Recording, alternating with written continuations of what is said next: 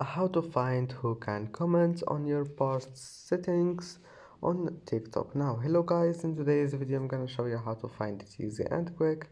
First, open TikTok now and then click on your profile here in the bottom corner, and after that click these three lines,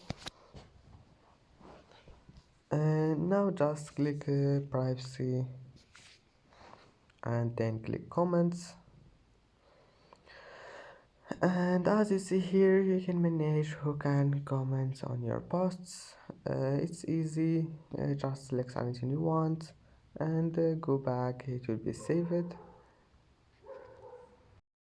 And that's it for today's video. If you like this video, please don't forget to like and don't forget to subscribe, and thank you for watching this video until the end, and see you in the next video.